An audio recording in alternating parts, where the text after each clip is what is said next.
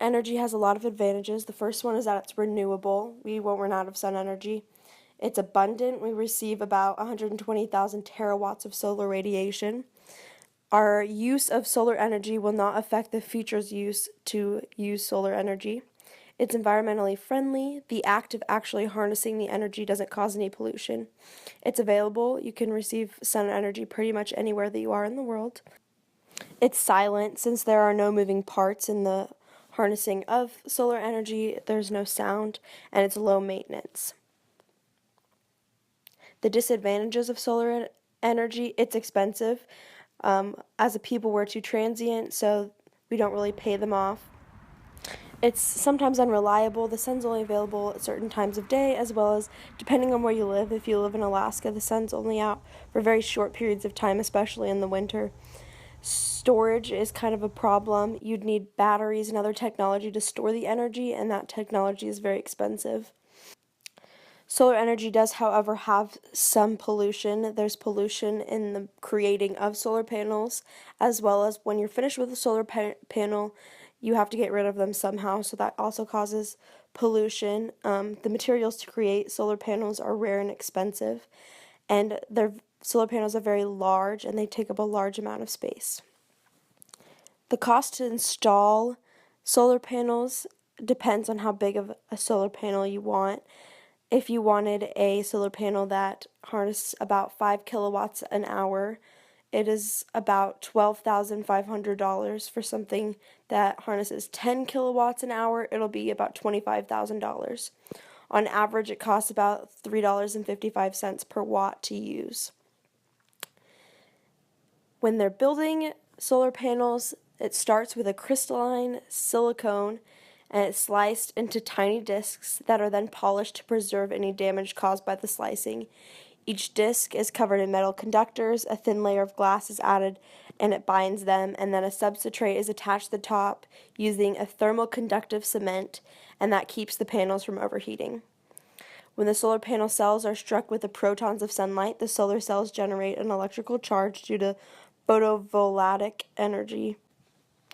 Because the electricity generated by these solar cells is a direct current, it is then sent to the inverter that transforms the power into the same alternating current used by the appliances in your home and the local utility electricity distribution grid.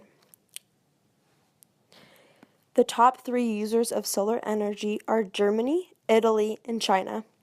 Solar energy can theoretically work anywhere in the world. However, like I said, in places like Alaska, it won't be very beneficial. The yield of energy depends on the size of your solar panel. The average solar panels will produce about 5 to 6 kilowatt hours. The energy is transformed by going through a power inverter that changes it into an alternating current. There are 2 ways that alternating current can go. The first is a grid connecting system that connects to the power infrastructure. If you have an excess of energy produced in a day, it'll be sold to power companies. When you do not have enough produced, then you'll be able to buy some from a power company.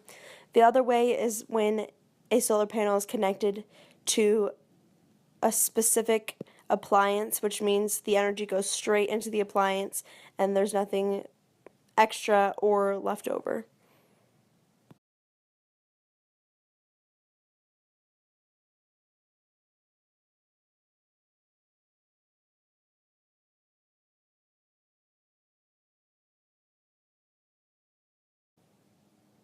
The advantages of hydroelectric energy is that it's renewable. We won't use up water, and water isn't directly polluted from the harnessing of the energy.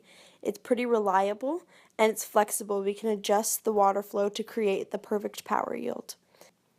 It has its disadvantages in that the environmental effects of damming water destructs a lot of aquatic habitats.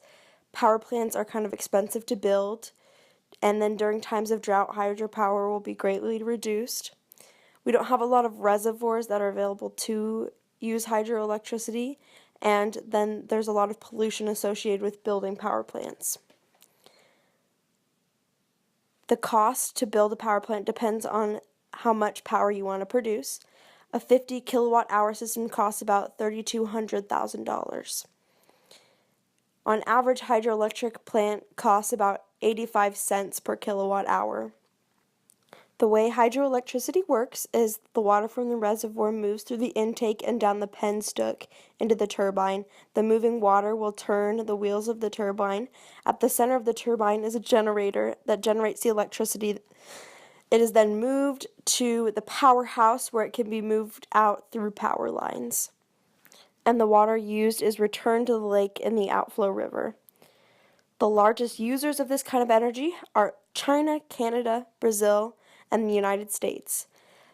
There are limited areas with reservoirs large enough to create hydroelectric power, however. The yield depends on the size of the plant as well as the flow of the water. The general yield is about 50 to 100 kilowatt hours. To transform the power goes through a powerhouse where it reaches a transformer and then is moved through power lines to the power infrastructure where it can be distributed out through the power grid.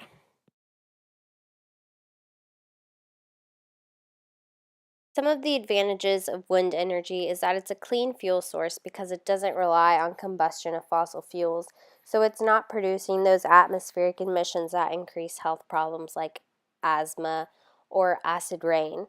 And it has the potential of creating 20 times more energy than the entire population needs. And there's also no way to run out of wind. It's natural, it just happens. Also, the prices have decreased over 80% since 1980.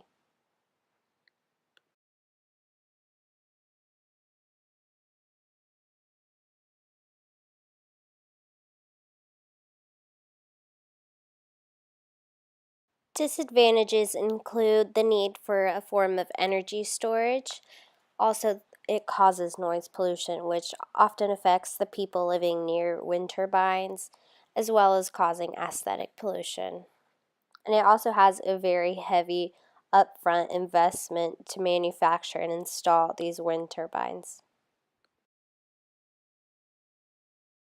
For a 10 kilowatt wind turbine, it costs approximately between $48,000 to $65,000 to install it. It costs about 8.2 cents kilowatt per hour to use wind energy.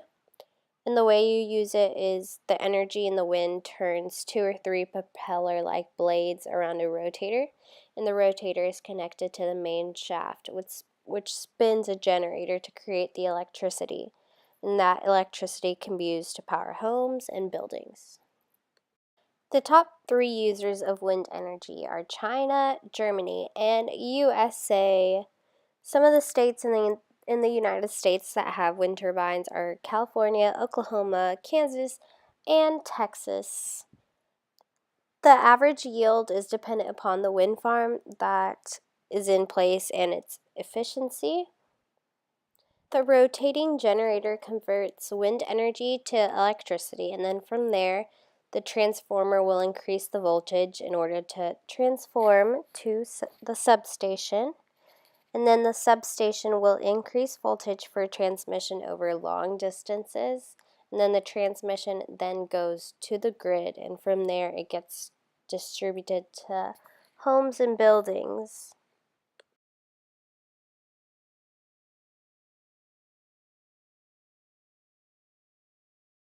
For biomass energy, some of the advantages is that it's renewable, it's carbon neutral, and it also reduces the dependence on fossil fuels, which create a lot of greenhouse gases. It's also widely available and helps reduce amounts of solid waste. Some of the disadvantages is that it can lead to deforestation and destruct a lot of animals' habitats. And it's not totally clean when burnt, and there's still pollution involved in the burning of wood and other organic matter. It also requires a lot of space, making it really difficult to find a biomass energy plant that's conveniently located. The construction is also very expensive and often not worth it. Small-scale biomass plants have installed cost of $3,000 to $4,000 per kilowatt, and average plants have an energy cost of 15 cents to 80 cents per kilowatt hour. Many different kinds of biomass, such as wood chips, corn, and some types of garbage, are used to produce electricity. Some types of biomass can be converted into liquid fuels, such as biofuels, that can power cars, trucks, and tractors. The United States, Brazil, and Canada, and most European countries, also Australia, India, and China, all use some amounts of biomass energy. Kenya uses 75% of its energy from biomass, while the USA uses 3%. It has an amazing yield potential. With 1 cubic meter of fresh cut timber, its cellulose content will yield 1,476 kilowatt hours of firepower. Biomass can be burnt to create heat, converted into electricity, or produced into biofuel. Biomass can be burnt by thermal conversion and used for energy. In a direct combustion system, biomass is burned in a combustor or furnace to generate hot gas, which is fed into a boiler to generate steam, which is expanded through a steam turbine or steam engine to produce mechanical or electrical energy.